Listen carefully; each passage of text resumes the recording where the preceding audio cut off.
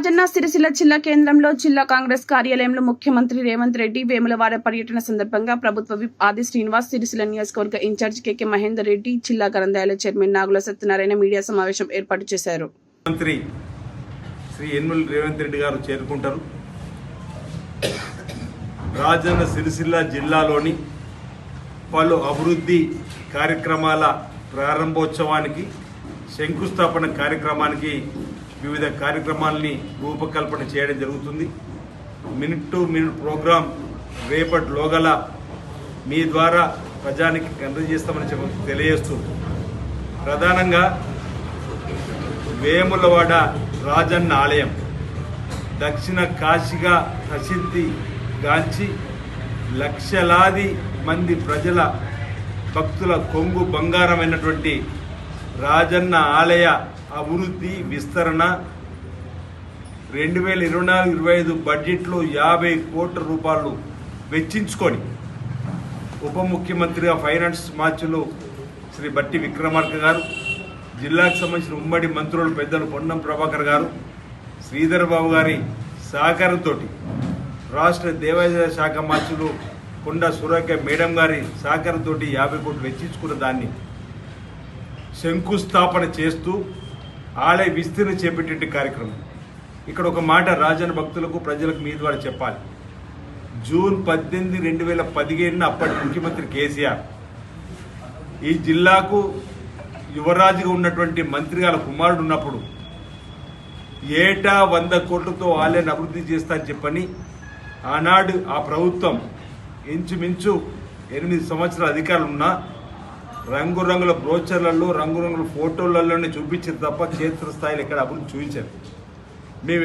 మేమేనాడు ప్రభుత్వం వచ్చిన తర్వాత బడ్జెట్లో డబ్బు పెడతాం, ప్రజలకు కానీ రాజన్న భక్తులకు కానీ మాట ఇవ్వలేము. అభివృద్ధికి కట్టుబడి ఉంటామని చెప్పిన మాట ప్రకారం గౌరవ ముఖ్యమంత్రి రేవంత్ రెడ్డి గారు 50 కోట్ల రూపాయల బడ్జెట్లో వెచ్చించడమే కాకుండా ఆలయ విస్తీర్ణ సంబంధించి శంకుస్థాపన చేసేటువంటి కార్యక్రమం ఒక చారిత్రాత్మకమైనటువంటి రోజుగా నేను భావిస్తున్నాను. అంటే కోరిన కోరికలు తీర్చే, పేదల దేవుడుగా కొలిచే రాజన్న ఆలయ అభివృద్ధికి జరుగుతున్నటువంటి కార్యక్రమం కాబట్టి పెద్ద ఎత్తున ప్రజలు రాజన్న భక్తులు హాజరు కావాలని చెప్పని కోరేటువంటి సందర్భంగా నేను విజ్ఞప్తి చేస్తున్నా. దాంతోపాటు వేములవాడ పట్టణ అభివృద్ధిని కూడా వేరే టెంపుల్ సిటీగా మారుస్తామన్నాం. ఓవైపు రాజన్న ఆలయము, మరో వేరే పట్టణ అభివృద్ధి, ఈ రెండు సమాంతరంగా ముందుకు తీసుకొని పోవాలనుకున్నటువంటి దాని రోడ్డు వెడల్పుకు సంబంధించినటువంటి అంశం. దాంతోపాటు సిరిసిల్ల జిల్లా కేంద్రానికి సంబంధించి నేతన్నల చిరకాల కోరిక 30 సంవత్సరాల నుంచి వేచి చూస్తున్న యార్ని డిపో, నూలు డిపో రావాలని వాళ్ళు కోరుకుంటున్న సందర్భం. గత ప్రభుత్వంలో నెంబర్ 2గా ఉండి ఈ సిరిసిల్ల నుంచే శాసనసభ్యుడిగా మంత్రిగా ఉండి కూడా తీసుకురానటువంటి యార్ని డిపోని ఈరోజు గౌరవ ముఖ్యమంత్రి రేవంత్ రెడ్డి గారు 50 కోట్లతో చేనేత క్లస్టర్ ఉన్నట్టు వేములవాడలో మంజూరు చేసింది. ఈ నూలు దారం ఇప్పటికీ 2 రాష్ట్రాలు దాటి అంతంత దూరం నుంచి తీసుకొస్తున్నారు ఆ దారాన్ని. ఇప్పుడు దగ్గర తీసుకొస్తే కూడా ఈరోజు కొంతమంది బీఆర్ఎస్ నాయకులు దీన్ని జీర్ణించుకోలేక వాళ్ళు మాట్లాడుకుంటూ గమనిస్తున్నాం. నేతన్నలకు అండగా నిలబడడానికి ఈరోజు ఏదైతే నూలు డిపోను కూడా ఆ రోజు ప్రారంభం చేసుకుంటున్నాం. 80% క్రెడిట్ ద్వారా నేతన్నలకు, నేతా కార్మికులకు అందిస్తూ మిగతా 20% పెట్టుబడులు కూడా బ్యాంకుల ద్వారా సహకారాన్ని అందించేటువంటి ఏర్పాటు చేస్తూ వాళ్ళు వస్త్రం తయారు చేసిన తిరిగి టెస్కోని తీసుకొని ఈ 80% క్రెడిట్ ఏదైతే నూలు ఇచ్చిన వాళ్ళు పట్టుకొని మిగతాది డబ్బును వారికి ఇచ్చి కార్మికుడిని యజమానిగా మార్చడం, కార్మికుడిని ఆర్థికంగా ఎదగడానికి చేసేటువంటి ఒక చక్కటి కార్యక్రమం ఈరోజు నేతలకు సంబంధించిన నూలు డిపోను కూడా ఆ రోజు గౌరవ ముఖ్యమంత్రి రేవంత్ రెడ్డి గారి చేతుల మీదుగా చేనేత జౌలి శాఖ మార్చులు తుమ్మల నాగేశ్వరరావు గారు, అదేవిధంగా జిల్లా ఇన్ఛార్జ్ మంత్రులు ఉత్తమ్ కుమార్ రెడ్డి గారు కూడా 5 మంత్రులు హాజరవుతున్నారు. కొండ సురేఖ గారు, అదేవిధంగా పొన్నం ప్రభాకర్ గారు, శ్రీధర్ బాబు గారు, ఈ అందరూ పెద్ద ఎత్తున ఈ కార్యక్రమం జరగబోతుంది. దీంతో పాటు రాజన్న సిరిసిల్ల జిల్లా కేంద్రంలో గత శాసనసభ ఎన్నికల్లో పోటీ చేసిన అభ్యర్థిగా ఇన్ఛార్జిగా ఉన్నటువంటి మహేందర్ రెడ్డి గారు కూడా కొన్ని ప్రతిపాదనలు ఇవ్వడం జరిగింది. వాటిని కూడా నాకు తెలిసిన మటుకు 1-2 ఏదైతే ప్రధాన అంశాలు ఉన్నాయో వాటిని కూడా మంజూరు చేయడానికి అవకాశం, స్కోప్ కనిపిస్తూ ఉంది. అది కూడా రాగానే చెప్పేటువంటి కార్యక్రమం చేస్తాం. దాంతోపాటు ఎస్పీ ఆఫీస్ ప్రారంభం కూడా అదే రోజు ఉంటుంది. ఇంకా కొన్ని కార్యక్రమాలు, అందుకే నేను మినిట్ టు మినిట్ ప్రోగ్రాంలో చెప్తామని చెప్పాను, వీటన్నిటికీ సంబంధించి వారు రావడం జరుగుతుంది.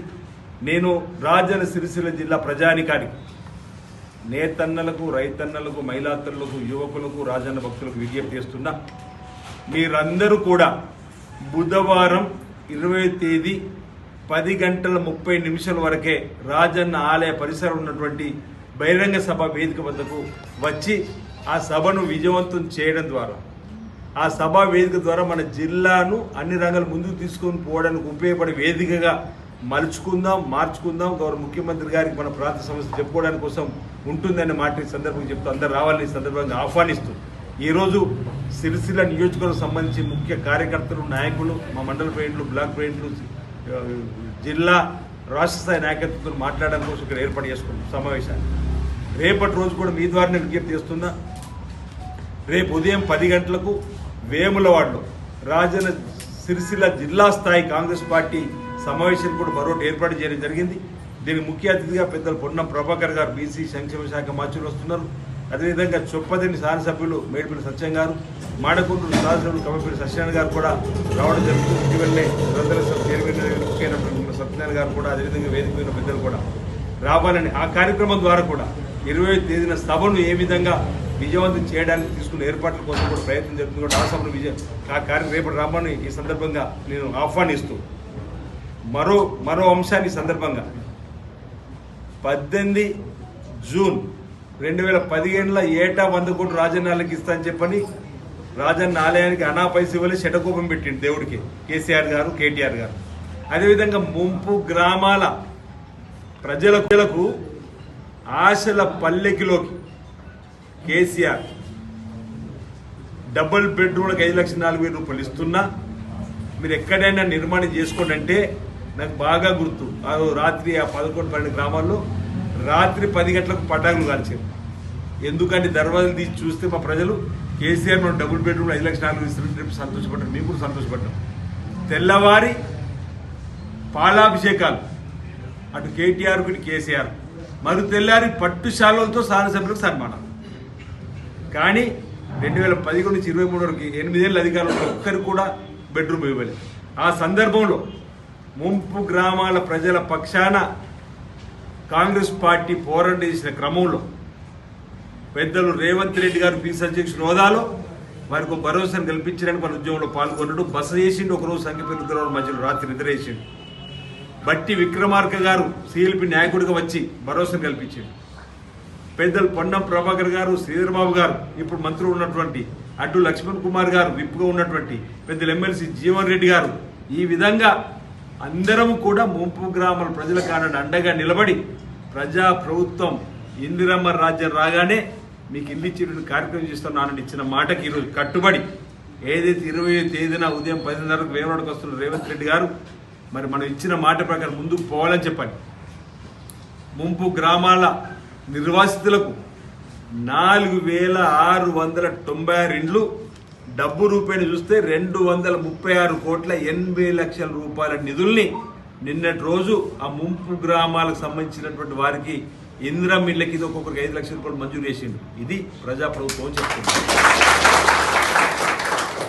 ముంపు గ్రామాల ప్రజల చిరకాల కోరిక మా నిర్వాసులను ఆదుకోవడంటే పట్టించుకున్న పాపాన ఆనాటి ప్రభుత్వం పోలేని సందర్భంలో ఈరోజు మేము 10 మాసాలు ప్రభుత్వం వచ్చి ప్రజలు కష్టాలు ఉన్నారు కాబట్టి ఇవ్వాలని చెప్పండి. ఈరోజు కేటీఆర్ గారు, కేసీఆర్ గారు దీనిపైన అభినందనలు చెప్పాలని చెప్తున్న ఈ ప్రభుత్వానికి మీ ద్వారా నేను కోరుతున్నా. మా హయాంలో చేయలేకపోయినాం, మీరు ఇంత మంచి కార్యక్రమం చేస్తున్నారు, మీకు అభినందనలు, ధన్యవాదాలు చెప్పాల్సినటువంటి సందర్భం ఉందో అంటున్నా.